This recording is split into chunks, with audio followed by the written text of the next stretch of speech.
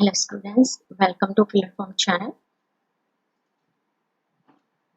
सभी स्टूडेंट जल्दी से लाइव क्लास में जल्दी से आ जाइए।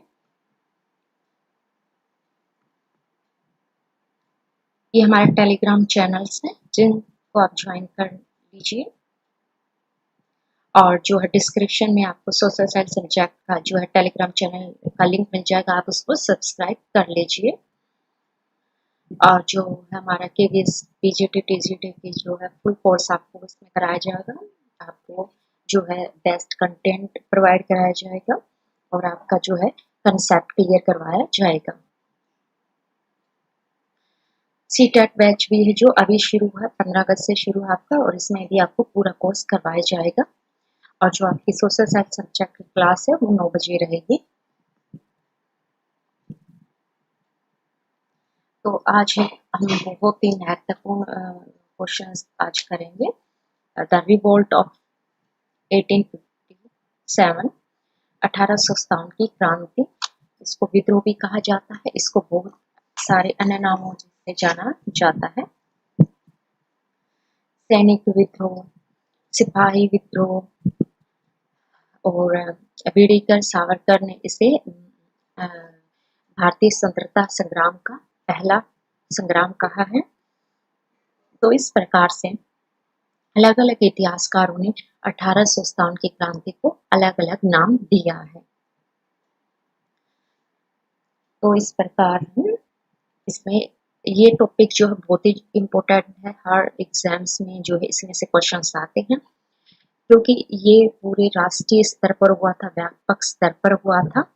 क्योंकि इससे पहले जो भी होते थे, संथालों का विद्रोह हुआ 1855 में, वो एक लिमिटेड एरिया में होते थे, एक सीमित क्षेत्र में ही विद्रोह होते रहते थे। आदिवासियों के विद्रोह हुए, सैनिक विद्रोह हुए, वो छोटे छोटे जो है क्षेत्रों में होते रहते थे।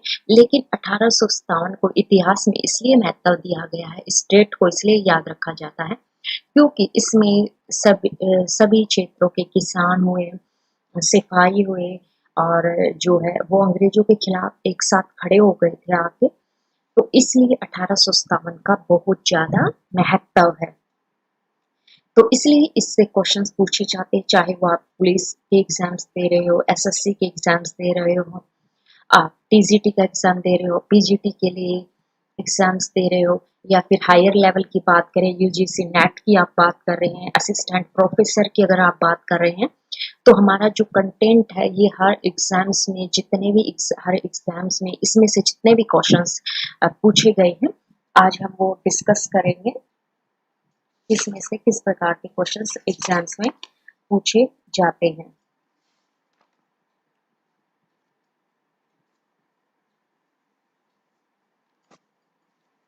तो सभी स्टूडेंट जल्दी से एक्टिव हो जाइए, और जिन्होंने टेलीग्राम चैनल ज्वाइन कर लिया सोशल साइंस सब्जेक्ट का, वो चैट बॉक्स में लिख सकते हैं।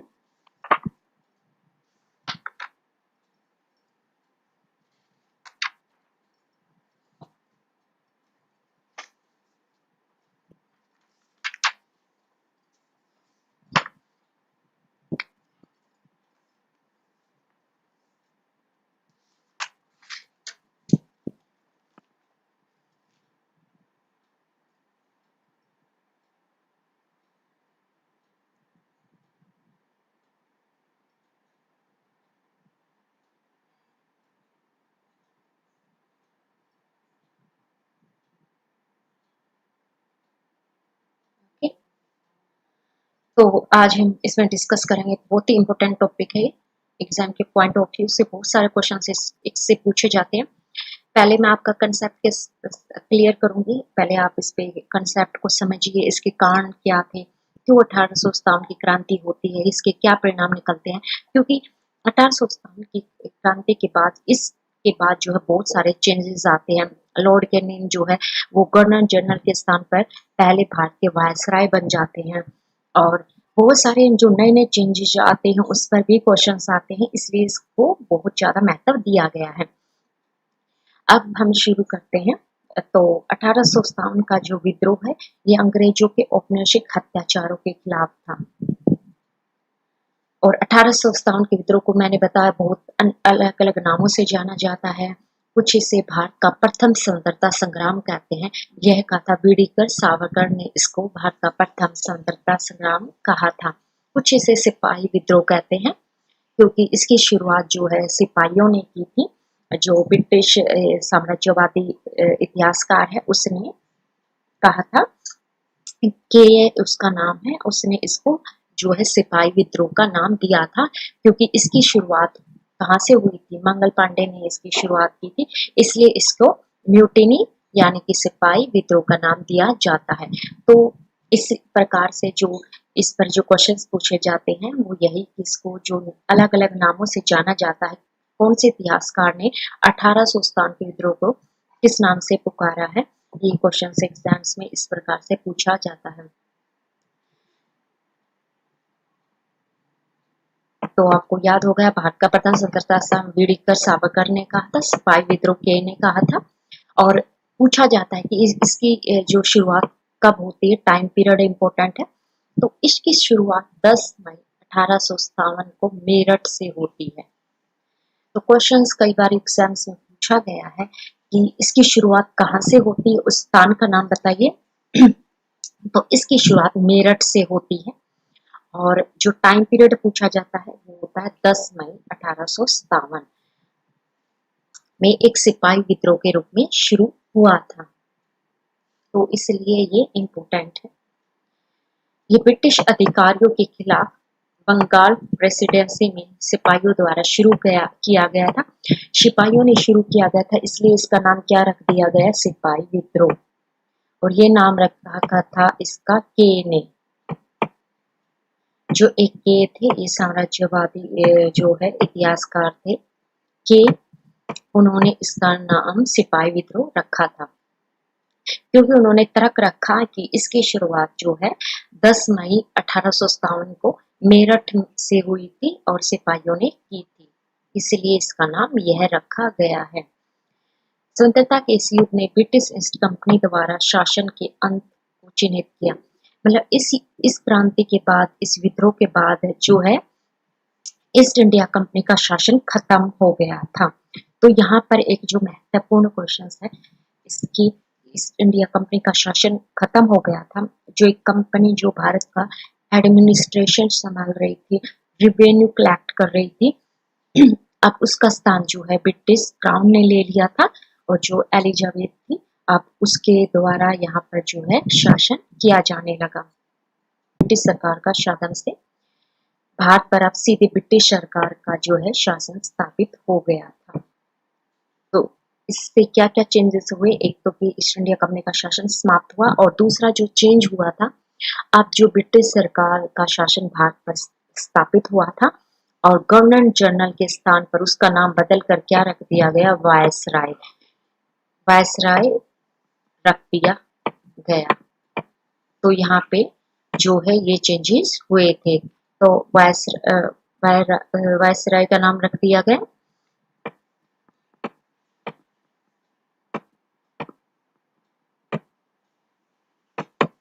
अब आगे देखते हैं इंग्लिश में।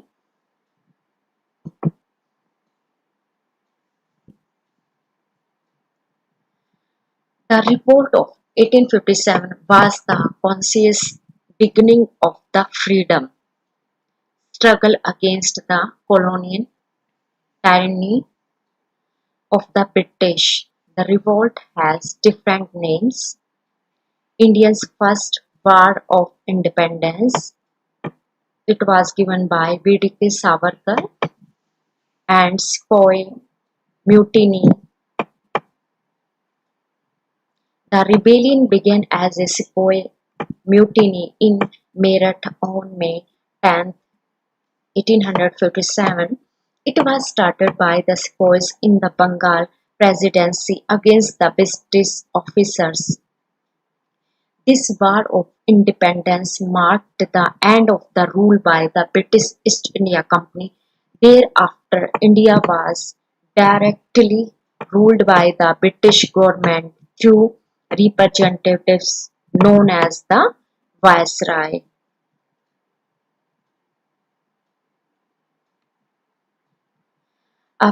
तात्कालिक कारण जो इसका बनता है वो था जो एनफील्ड राइफल की शुरुआत करना था, जो इसका तात्कालिक कारण था। तो एग्जाम्स में मुझे पूछा जाता है कि इसका तात्कालिक कारण क्या था।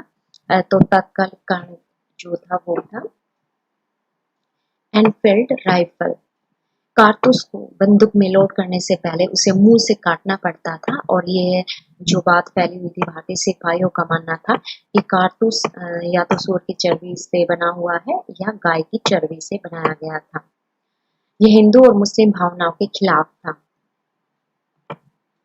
और इस प्रकार वे एनफील्ड राइफल का उपयोग करने के लिए अनिच्छुक थे, और यह अंग्रेजों के खिलाफ सैनिकों को भड़काने का एक फ्लैश पॉइंट था। इसी के कारण जो है सिपाही जो है वो अंग्रेजों के खिलाफ हो जाते हैं, और इसे 1857 के विद्रोह का तात्कालिक कारण माना जाता है। तो इसे चर्बी वाले कारतूस को जो है 1857 के विद्रोह का तात्कालिक कारण माना जाता है। Immediate region of the revolt of 1857. The immediate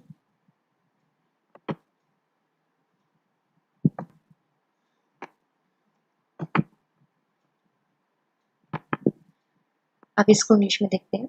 Immediate region of revolt of 1857. The immediate factor was the introduction of the Enfield rifle. The cartridge has to be bitten off before loading it into the gun. Indian spies believed that the cartridge was greased with the either pig fat or made from cow fat. This was against the Hindu and Muslim sentiments. Thus, they were reluctant to use the Enfield rifle, and this was a flashpoint to enrage the soldiers against the British. This was believed to be the immediate factor for the revolt of 1857. अब हम discuss करेंगे जो other factors थे, जो other regions responsible थे 1857 की क्रांति से संबंधित। मैंने कल जो है आपको फ्रांस की क्रांति के बारे में बताया था कि किस प्रकार से आर्थिक कारण, राजनीतिक कारण और सामाजिक कारण जो है एक देश में विद्रोह लाने के लिए जिम्मेवार होते हैं। तो कुछ ऐसी ही सिचुएशन है जो है भारत में 1857 में जाकर बनती है। जो सिचुएशन फ्रांस में 1789 में जो सिचुएशन बनती है, वो सिचुएशन भारत में जो है 1857 में जाके बनती है, जिसके वजह से यहाँ पर जो है विद्रोह या 1857 की क्रांति होती है।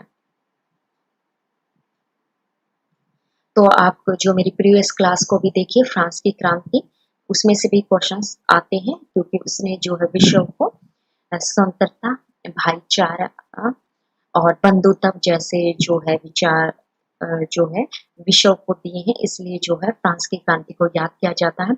इसी प्रकार 1857 की क्रांति का भी भारत में विशेष महत्व है, क्योंकि इसके बाद जो है ईस्ट इंडिया कंपनी के शासन का अंत हो जाता है, और बहुत सारे चेंजेस जो है ब्रिटिश सरकार भारत में करती है, इसलिए इसको जो है एक टर्निंग पॉइंट माना जाता है। तो 1857 के विद्रोह के बहुत सारे कारण हैं, उनमें से हम देखेंगे धार्मिक और सामाजिक कारण क्या थे।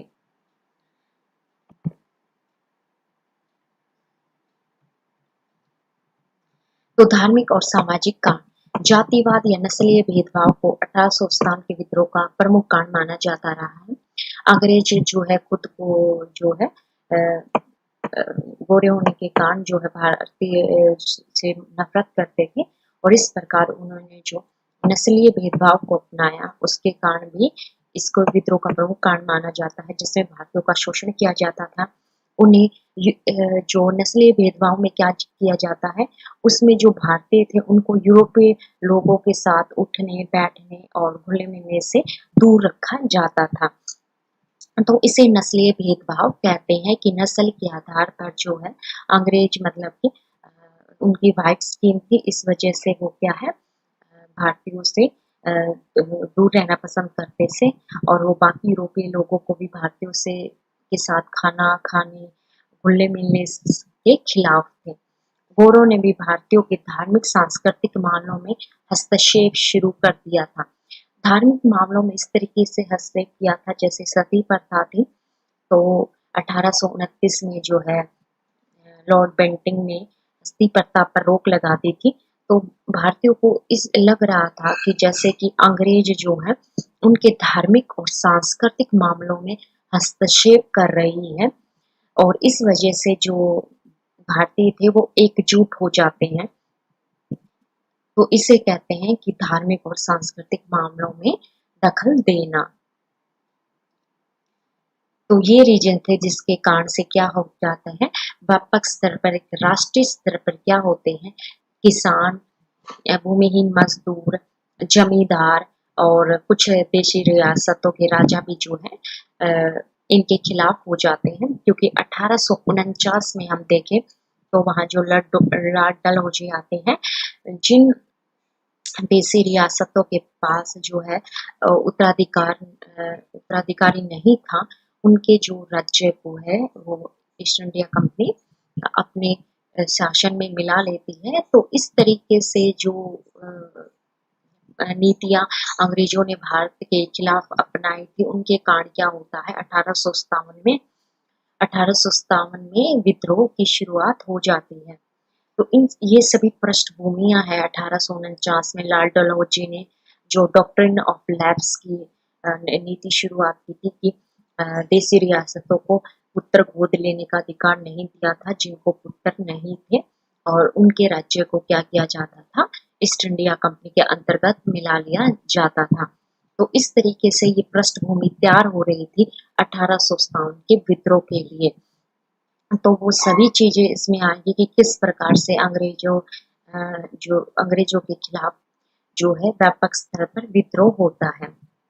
इससे पहले भी विद्रोह हुए हैं, किसानों के विद्रोह हुए हैं, मजदूरों के विद्रोह हुए हैं, आदिवासियों के विद्रोह हुए हैं, लेकिन उनका क्षेत्र सीमित था, और इसलिए 1857 का विशेष महत्व है।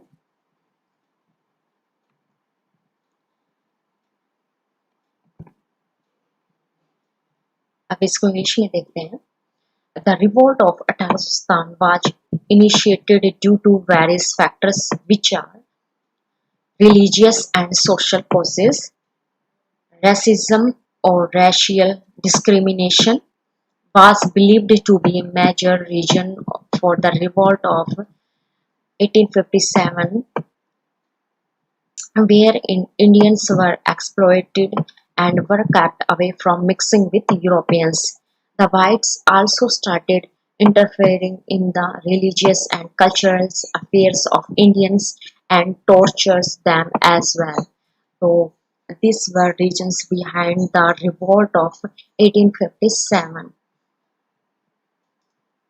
तो ये सब रीजन्स हैं जिसकी वजह से 1857 की क्रांति होती है। इसमें लाल डलहौजी की नीति भी आएगी अंग्रेजों ने, और जो लॉर्ड बेंटिंग ने जो 1829 में जो सती प्रथा पर रोक लगाई थी, और 1835 में जो अंग्रेजी शिक्षा की शुरुआत हुई थी, उससे क्या होता है, जो मध्य वर्ग था वो अवेयर होता है, वो उसमें राष्ट्रवाद की भावना पनपते हैं।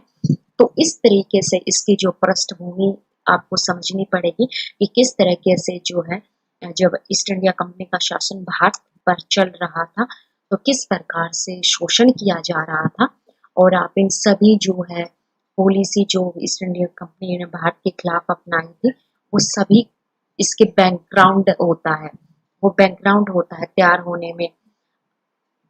अब आगे देखते हैं और क्या रीजंस थे इसके पीछे। अब राजनीतिक कारण हम देखते हैं। राजनीतिक कारण, ब्रिटिश विस्तार ने अन्यायपूर्ण नीतियों के प्रसार को जन्म दिया। ब्रिटिश जो ईस्ट इंडिया कंपनी थी वो अधिक से अधिक जो है भारत के राज्यों को अपने में मिलाकर शासन करना चाहती थी, जिसके कारण भारत के विभिन्न स्थानों पर रहने वाले नवाबों और जमींदारों की शक्ति को नुकसान हुआ था। अनुचित नीतियों की शुरुआत हुई, जैसे व्यापार की नीति अपनाई, अप्रत्यक्ष अधीनता की नीति, सहायक गठबंधन जो बनाया, तो युद्ध नीति अपनाई, विलय की नीति अपनाई, प्रत्यक्ष अधीनता की नीति अपनाई। तो ये सब क्या थे, कुशासन की नीति, कुशासन की अवध को यह कह के हड़प लिया गया था 1849 में कि अवध का जो है वहाँ पे जो शासन चल रहा है राजा का, वो उसको अच्छे से संभाल नहीं रहा है। तो इस तरीके से जो देसी राज्यों के शासकों के हितों को बहुत नुकसान हुआ था और वो एक-एक करके ब्रिटिश विस्तारवाद के शिकार होते जा रहे थे। इसलिए वे शासक जिन्होंने अपने राज्य अंग्रेजों के हाथों गँवा दिए थे, वो अंग्रेजों के खिलाफ खड़े थे। तो जिनका भी राज्य जो है जबरदस्ती अंग्रेजों ने अपने में मिलाया था, विलय की नीति के जरिए, ये सभी नीति हैं जिनके जरिए विलय की नीति हो गई, प्रत्यक्ष अधीनता की नीति हो गई, कुशासन की नीति हो गई। ये कुछ तरीके थे जो अंग्रेजों ने जो देसी राज्यों पर जो भारतीय शासकों का शासन चल रहा था, तो इस तरीके से वे शासक अंग्रेजों के खिलाफ खड़े हो जाते हैं। तो लॉर्ड डलहौजी 1849 में अवध को जो है हड़प लेता है, यह कहकर कि वहाँ पर जो है भ्रष्ट शासन चल रहा है, कुशासन का आरोप उस पर लगाया जाता है। तो इस तरीके से यहाँ के जो शासक थे वो अंग्रेजों के खिलाफ हो जाते हैं। तो ये राजनीतिक कारण में ये लिखना होगा कि जिनको पुत्र गोद लेने का अधिकार नहीं दिया गया था और उनको हड़प झांसी का उदाहरण ले सकते हैं यहाँ पर, जिस प्रकार से लक्ष्मीबाई जो है वो अंग्रेजों के खिलाफ खड़ी हो जाती हैं, उनको जो है पुत्र गोद लेने का अधिकार नहीं देते हैं। तो इस तरीके से जो है ये राजनीतिक काल में आएगा कि किस प्रकार जो देसी राज्यों के शासक थे वो उनके खिलाफ खड़े होते हैं। अब इसी को एक बार इंग्लिश में देखते हैं। स्टूडेंट्स क्लास को आप जो है एंड तक देखिए, बीच में छोड़ के नहीं जाइए। और जो है क्योंकि हम कंसेप्ट क्लियर कर रहे हैं आपका अभी, और कंसेप्ट के साथ मैं यहाँ आपको साथ साथ बताते हुए चल रही हूँ कि एग्जाम्स में किस तरीके से क्वेश्चंस जो है इसके ऊपर पूछा जाता है। तो मैंने पृष्ठभूमि बता रही कि जो पृष्ठभूमि तैयार होती है किस तरीके से 1857 की विद्रोह की जो है पृष्ठभूमि तैयार होती है, और फिर विद्रोह के दौरान क्या क्या होता है, और फिर उसके बाद देखेंगे कि क्या जो है किस प्रकार से चेंजेस जो है भारतीय समाज में देखने को मिलते हैं 1857 के विद्रोह के बाद, वो भी महत्वपूर्ण है। तो जितने भी इसमें जो इम्पोर्टेंट प्रीवियस एग्जाम्स में क्वेश्चंस पूछे गए हैं वो भी मैं आपको साथ साथ बताते हुए चलूंगी किस प्रकार से जो एग्जामिनर है वो एग्जाम्स में क्वेश्चंस पूछता है। तो इसलिए आप कंसेप्ट के साथ साथ आपके जो है आपको ये भी पता चल जाएगा कि एग्जाम्स में कौन से क्वेश्चंस पूछे जाते हैं। तो क्लास को आप लाइक कीजिए और रेगुलर रहिए। रेगुलर आपकी जो है सोशल साइंस सब्जेक्ट की क्लास होती है 9 बजे।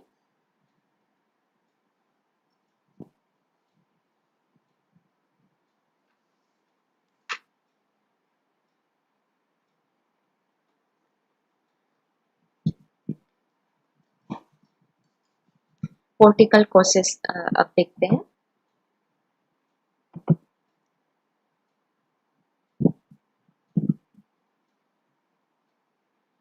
तो पॉलिटिकल कारण, the British expansion had led to the propagation of the unjust policies that led to the loss of power of the Nawab and Jamidars residing at various places of India. The introduction of unfair policies had led to the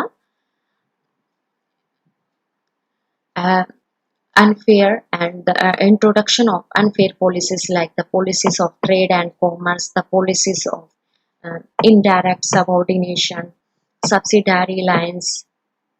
इसकी शुरुआत William ने की थी subsidiary alliance के जरिए। तो ये कुछ अनफेयर पॉलिसीज हैं जो एग्जाम से पूछी जाती हैं, जो उन्होंने ट्रेड कॉमर्स के बारे में अपनाई, और इनडायरेक्ट सबऑर्डिनेशन मतलब कि हम आप जो देसी रियासतों को है सहायता प्रदान करने के बदले वहां पर अपना ब्रिटिश रेजिडेंट रख दिया जाता है।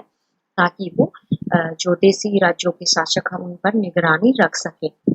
The policy of war and annexation, the policy of direct subordination, doctrine of lapse, the policy of misgovernance through which Awadh was annexed greatly hampered the interest of the rulers of the native states, and they one by one became victims of British expansionism. Therefore, those rulers who lost their states to the British were naturally against the British and took sides against them during the revolt.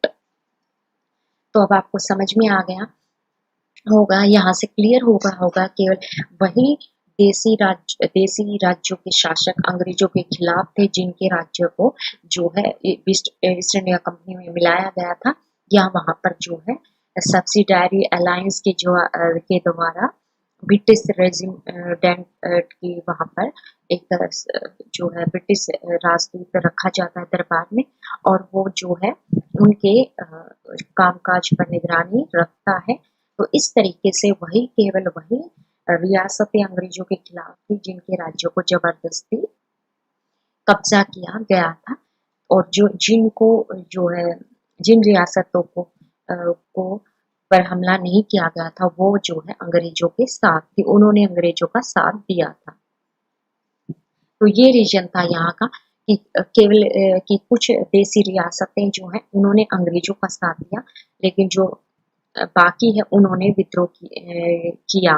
तो ये एक difference है कि जिन्होंने अंग्रेजों का विरोध किया वो इसलिए किया क्योंकि उन्होंने जो इनडायरेक्ट सबऑर्डिनेशन की पॉलिसी अपनाई थी, जिसको सब्सिडायरी अलायंस कहते हैं। तो और इसकी वजह से जो है यही जो थे देसी राज्यों के शासक अंग्रेजों के खिलाफ खड़े होते हैं। आर्थिक कारण में यही था, टैक्स ज्यादा होता था, और अंग्रेजों ने जो महलवाड़ी बंदोबस्त की शुरुआत की, स्थायी बंदोबस्त की शुरुआत की, ये जो उन्होंने आर्थिक नीतियां अपनाई, तो ये 3 जो बंदोबस्त उन्होंने किए थे इसकी वजह से भी है ना किसान जो है वो ब्रिटिश सरकार के खिलाफ हो गए थे, ईस्ट इंडिया कंपनी के खिलाफ थे। तो अब इसको डिटेल में देखेंगे। आर्थिक कारक, तो कराधान और राजस्व प्रणाली में कई सुधार हुए। आप लास्ट तक देखिए सभी, क्योंकि इसमें जो है मेन पॉइंट हम आपको बताएंगे। तो आर्थिक कारण में था जो टैक्स होता था, राजस्व प्रणाली में कई सुधार हुए जिससे किसानों को भारी नुकसान हुआ। ब्रिटिश सरकार ने अपने क्षेत्र का विस्तार करने के लिए विभिन्न प्रशासनिक नीतियां लागू की। प्रमुख नीतियां हैं, जैसे बंगाल में उन्होंने स्थायी बंदोबस्त की शुरुआत की। लॉर्ड कॉर्नवालिस ने स्थायी बंदोबस्त की शुरुआत करते हैं। इसमें जो है जमींदारों को कर इकट्ठा करने का अधिकार दे दिया था, और जमींदारों पर जो किसानों को जो है जमींदारों के भरोसे छोड़ दिया था, जिसके वजह से जो किसान है वो ब्रिटिश ईस्ट इंडिया कंपनी के खिलाफ थे। मध्य भारत में उन्होंने महलवाड़ी शुरुआत की। महल मतलब कि जो गांव को ही पूरे जो गांव का समूह बनाया, एक पूरे गांव को जो है टैक्स पे करने का अधिकार दिया गया। और दक्षिण भारत में उन्होंने मद्रास में उन्होंने रेतवाड़ी बंदोबस्त की शुरुआत की। तो जो ये उन्होंने जो भू राजस्व प्रणालियों की शुरुआत की, तो ये इसके हिस्से से क्या हुआ था कि जो है जो किसान थे वो जो है ईस्ट इंडिया कंपनी के खिलाफ हो जाते हैं। तो स्थायी बंदोबस्त हुआ, महलवाड़ी बंदोबस्त हुआ और रेतवाड़ी बंदोबस्त। तो आर्थिक कारण में ये आएगा। ये तीनों जो बंदोबस्त थे अत्यधिक शोषक थे। विशेष रूप से स्थायी बंदोबस्त ज्यादा नुकसानदायक था क्योंकि इसमें जो जमींदार था वो किसानों का बहुत ज्यादा शोषण कर रहा था। इस प्रकार किसानों को भारत से ब्रिटिश सरकार को काट फेंकने के लिए प्रोत्साहित किया गया, और इसलिए जो है किसान 1857 के विद्रोह में महत्वपूर्ण भूमिका निभाते हैं। तो आर्थिक कांड में आपको स्थायी बंदोबस्त और महलवाड़ी बंदोबस्त और रेतवाड़ी बंदोबस्त, रेतवाड़ी में है जो डायरेक्ट किसान को जो है ब्रिटिश ईस्ट कंपनियों को टैक्स पे करने का अधिकार दिया गया था, लेकिन टैक्स इतना ज्यादा था कि किसान उसको दे नहीं सकते थे। तो ये कुछ रीजंस थे जिसकी वजह से जो है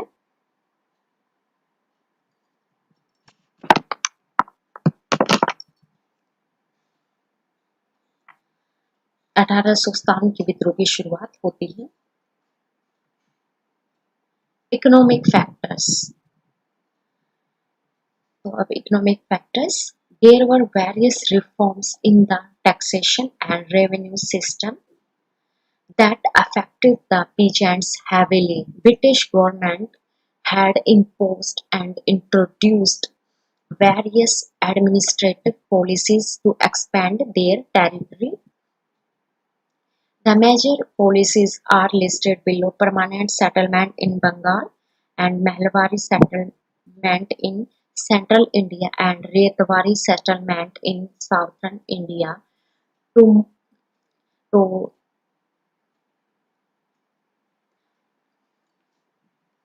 these three settlements were highly exploitative, and in particular, uh, the permanent settlement had created a devastating impact. Thus, the peasants were greatly encouraged to overthrow the British government from India and led to their active participation in the revolt of 1857. So these three settlements were very exploitative for peasants. The peasants were greatly encouraged to overthrow the British government.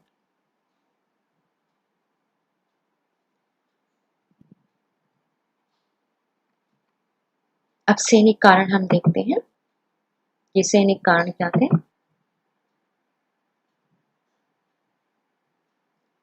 तो सैनिक काल में भारतीय सैनिकों को उनके वेतन pension के संबंध में ब्रिटिश अधिकारियों से बहुत भेदभाव किया गया था।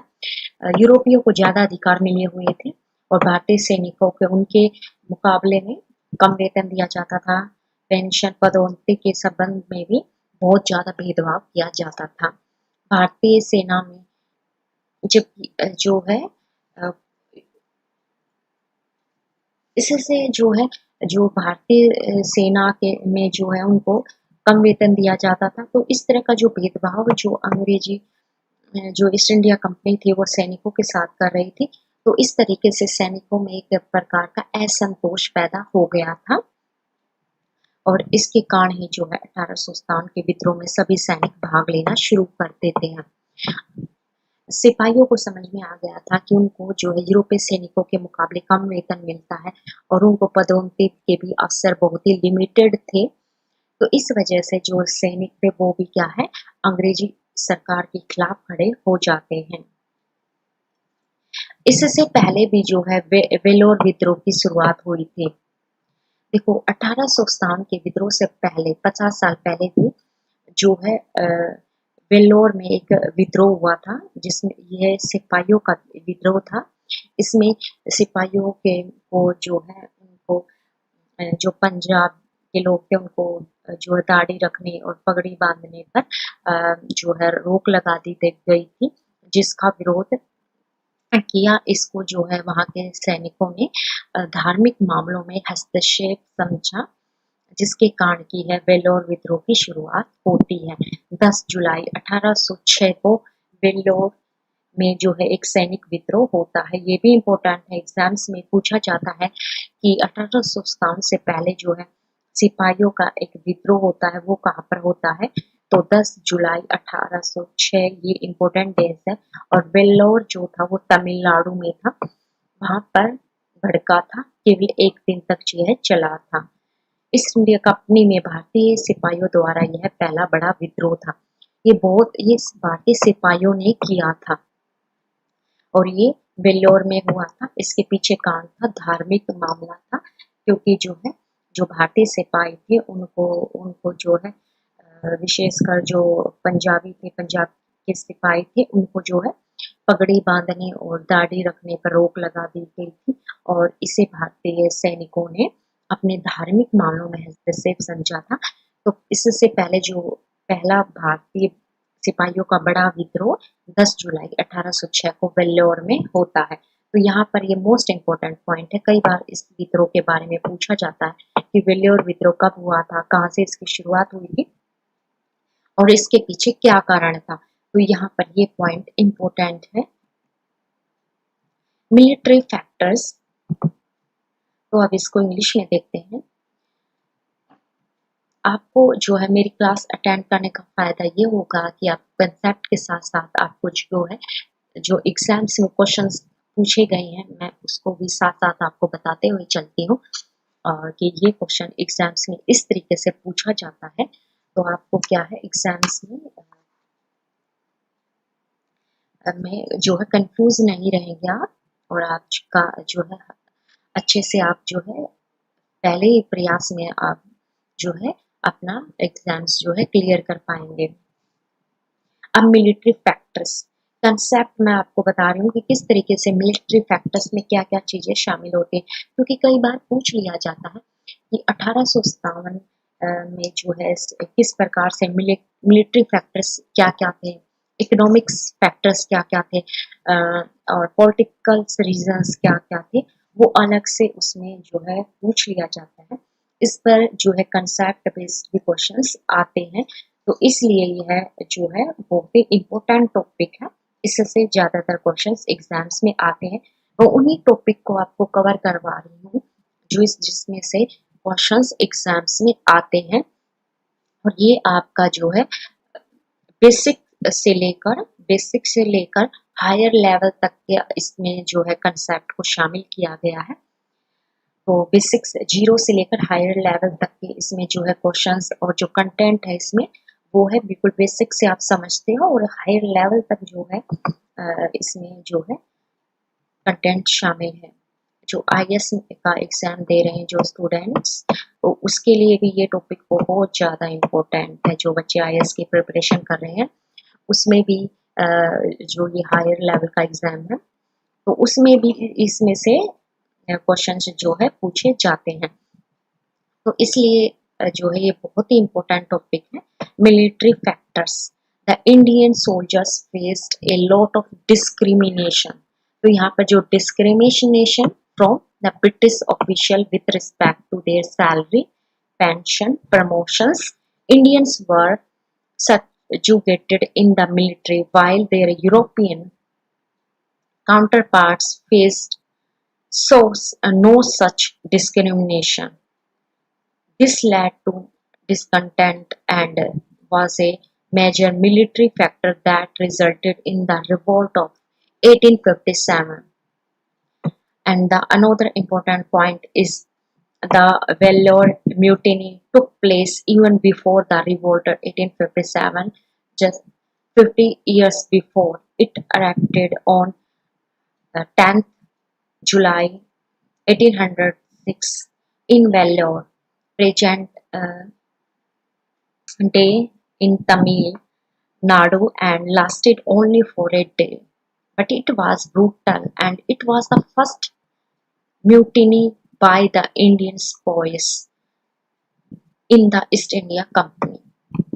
So, Vellore Revolt was the first mutiny by the Indian spies, and it was happened on 10th July 1806. अब 1857 का जो विद्रोह का प्रभाव है वो बहुत ही ज्यादा इम्पोर्टेंट है। तो इससे एक तो ये हुआ था ईस्ट इंडिया कंपनी के शासनकाल हुआ था और ब्रिटिश सरकार, ब्रिटिश संसद का डायरेक्ट जो है अधिकार भारत पर हो गया था। पहला चेंज ये हुआ। दूसरा चेंज हुआ था इसमें गवर्नर जनरल के पद की समाप्ति करके उसका नाम बदलकर वायसराय रख दिया जाता है। तो लॉर्ड कैनिंग भारत 1857 के विद्रोह के बाद भारत के प्रथम वायसराय बनते हैं। दूसरा चेंज ये आया था। और जो है 1858 में एक भारत सरकार अधिनियम की शुरुआत हुई थी। तो ये कुछ बदलाव थे जो चेंज हुए, जो आए थे। और इसके बाद क्या किया था अंग्रेजों ने, देसी रियासतों पर उनको पर कब्जा करना बंद कर दिया था। और अंग्रेजों ने दूसरा क्या किया था, भारतीयों के धार्मिक मामलों में भी हस्तक्षेप करना बंद कर दिया था। अब अंग्रेज क्या है, फूट डालो और राज करो की नीति अपनाएंगे, वो मैं आपको बताती हूँ। तो पहले क्या होता है कि भारत सरकार अधिनियम 1858 पारित होता है, जिसमें कि ईस्ट इंडिया कंपनी के शासन को समाप्त कर दिया गया और ब्रिटिश ताज की शुरुआत होती है।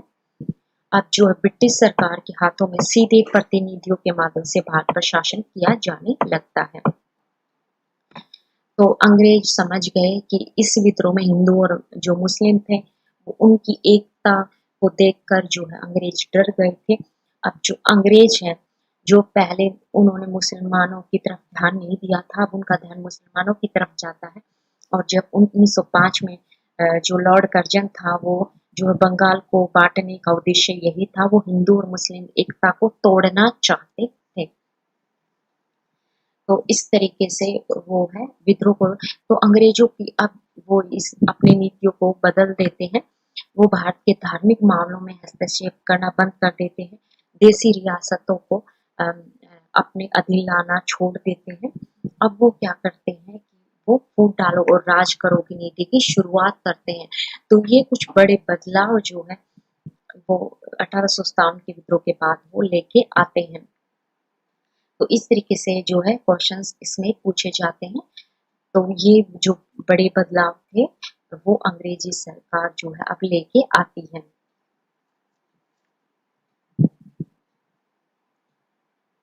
Impact of revolt of 1857।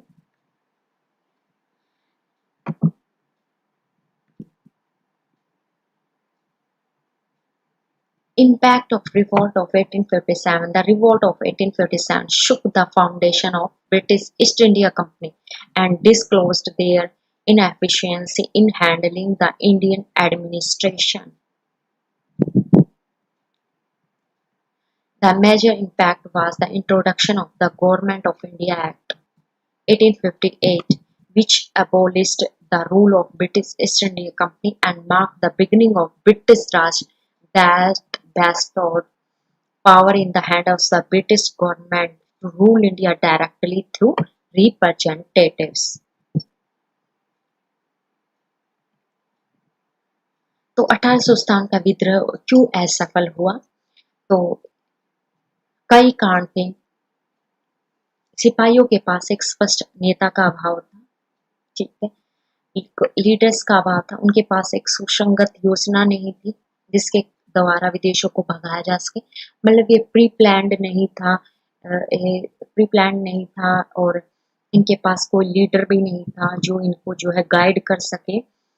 और विद्रोह में सहायता करने वाले भारतीय शासकों ने अंग्रेजों की हार के बाद देश के लिए किसी योजना की कल्पना भी नहीं की थी। इस विद्रोह से जो है उत्तरी भारत प्रभावित हुआ था। बंगाल, बॉम्बे, मद्रास की तीनों प्रेसिडेंसी ज्यादातर अप्रभावित रही थी। तो इस तरीके से जो है एक योजना नहीं बनाई गई थी। तो इसके बहुत सारे कारण है कि नेतृत्व का अभाव था, योजना अच्छे से नहीं बनाई गई थी, लोग एकजुट नहीं थे। तो इस ये रीजन कहे जाते हैं। और देसी जो रियासतें थे उन सभी ने है, जैसे कि हैदराबाद के निजाम थे, तो उन कुछ जो बड़ी रियासतें थी उन्होंने जो है अंग्रेजों का साथ दिया। इसके कारण भी क्या है 1857 जो है विफल हो जाता है, लेकिन फिर भी ये बहुत सारे बदलाव समाज में लाता है। और अब जो है अंग्रेज भारत में फूट करो और राज करो की नीति अपनाती है। अब वह मुसलमानों और हिंदुओं को एक दूसरे के खिलाफ खड़ा कर देते हैं, भड़काते हैं, और जिसका परिणाम हम 1947 में भारत विभाजन के रूप में देखते हैं। तो 1857 के विद्रोह को एक टर्निंग पॉइंट माना जाता है कि किस प्रकार से जो है ब्रिटिश सरकार की जो नीति है वो अब जो है मुसलमानों पर फोकस करती है, और वो किस प्रकार से हिंदुओं के खिलाफ उनको भड़काना शुरू करती है। तो ये चेंजेस अब आते हैं 1857 के विद्रोह के बाद, क्योंकि ये इतने व्यापक स्तर पर हुआ था कि ईस्ट इंडिया कंपनी है वह की सरकार जब चल रही थी वह डर गई थी इस प्रकार के विद्रोह को देखने के लिए।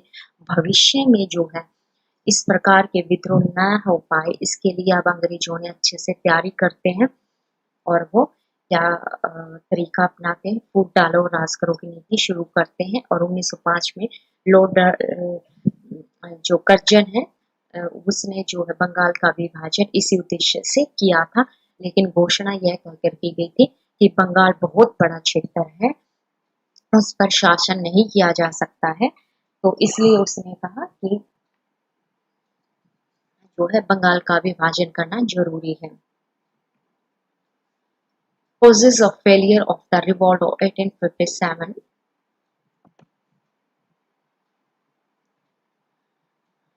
Causes of failure of the revolt of 1857. The revolt was eventually not successful in ousting the British from the country because the several factors.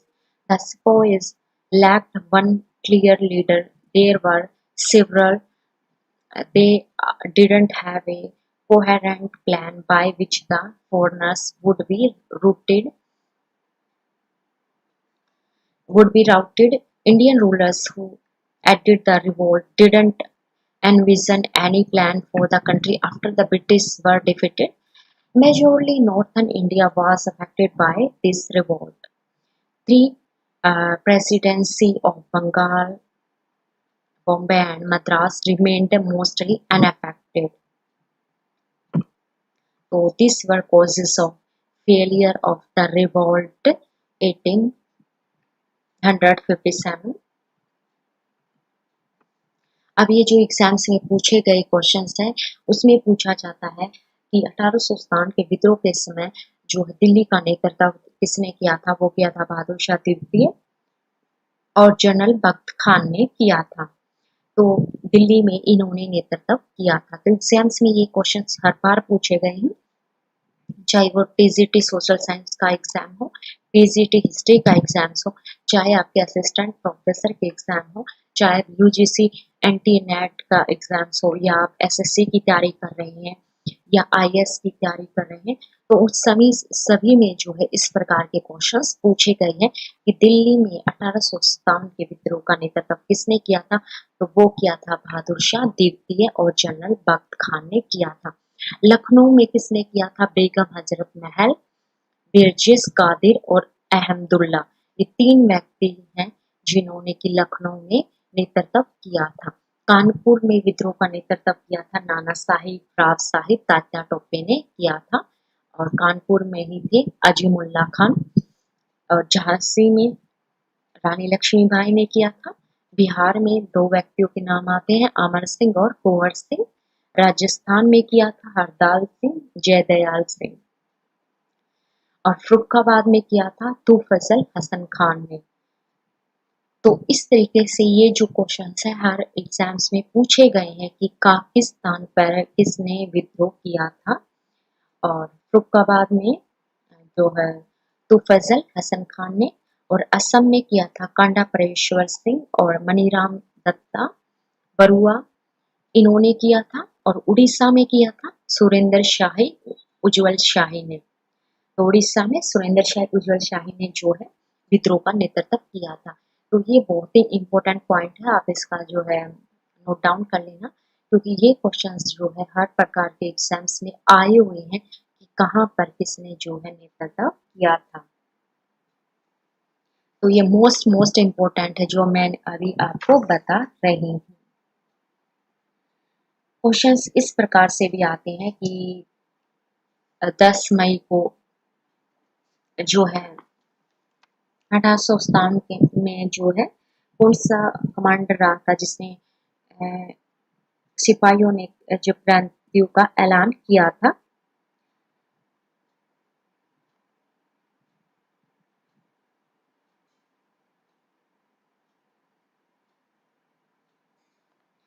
तो जब 10 मई 1857 को मेरठ में विद्रोह की शुरुआत होती है, तो उस समय जो कमांडर ऑफिसर थे वो थे हुइट थे वहाँ पर, जिसने इस प्रकार की शुरुआत की थी।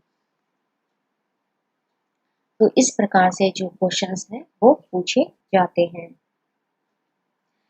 एग्जाम्स में इस तरीके से भी क्वेश्चंस आता है कि ब्रिटिश सेना में जो है भारतीय सैनिकों का पहला विद्रोह कहाँ हुआ था। आप इसका आंसर लिख के मुझे चैट बॉक्स में बताइए। मैंने बताया है कि ब्रिटिश काल में जो है भारतीय सिपाहियों का पहला विद्रोह कहाँ पर हुआ था।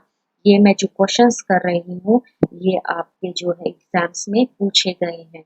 मैंने आपको बताया था वेल्लूर ये तमिलनाडु में हुआ था।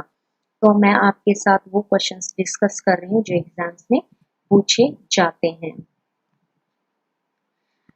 क्वेश्चन पूछा गया है कि 1857 के विद्रोह के दौरान जो है कुंवर सिंह जो है कहाँ का नेतृत्व कर रहे थे। तो जो राजा कुंवर सिंह है वो बिहार का नेतृत्व कर रहे थे। तो जो है इस प्रकार से जो क्वेश्चंस है वो एग्जाम्स में पूछे गए हैं।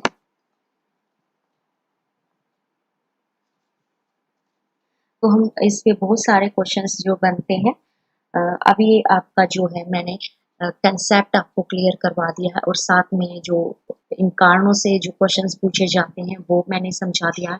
कहाँ पर किसने नेतृत्व किया ये मैंने आपको बता दिया है। तो इस तरीके से जो क्वेश्चंस इसमें पूछे जाते हैं वो मैंने आपको इसमें डिस्कस किया है।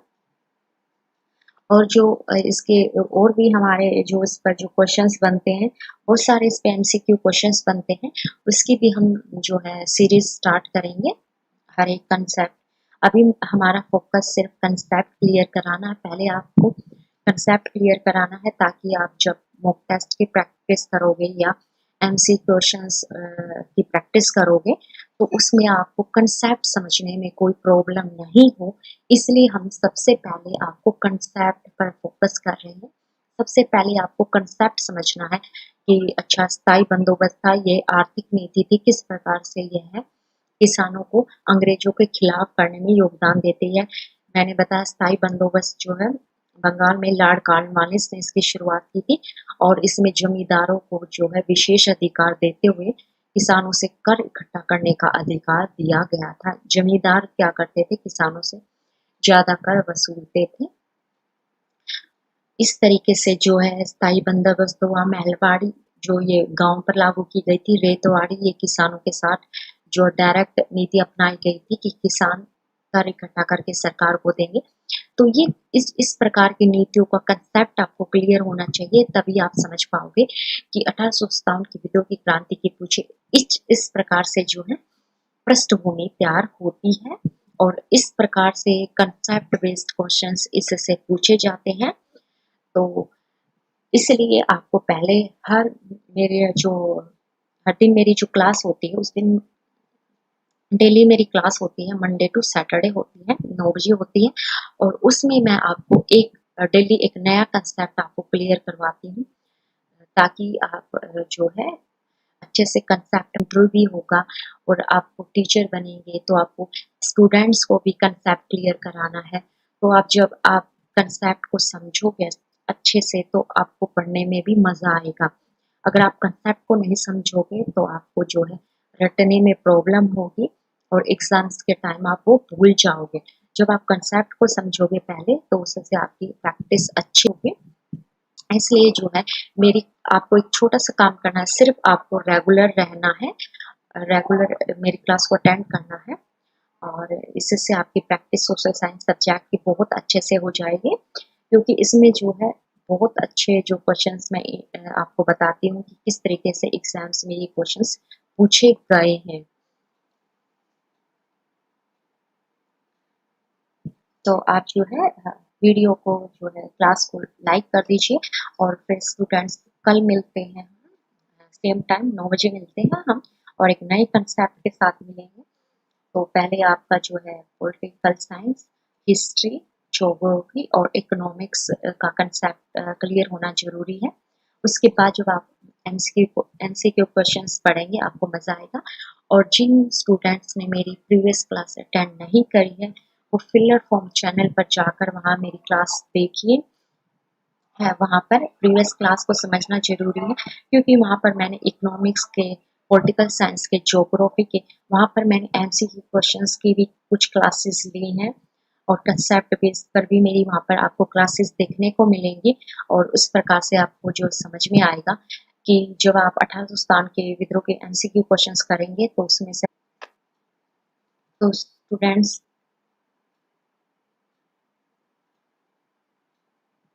Thank you all of you. तो कल मिलते हैं एक नए कंसेप्ट के साथ और आप हमारे सोशल साइंस सब्जेक्ट का जो टेलीग्राम चैनल बना हुआ है उसको ज्वाइन कर लो। हम आपको जो वहाँ पर स्टडी मटेरियल प्रोवाइड करेंगे, एमसीक्यू क्वेश्चंस प्रोवाइड करेंगे और एग्जाम्स के बारे में बताएंगे कि किस तरीके से एग्जाम्स में क्वेश्चंस आते हैं।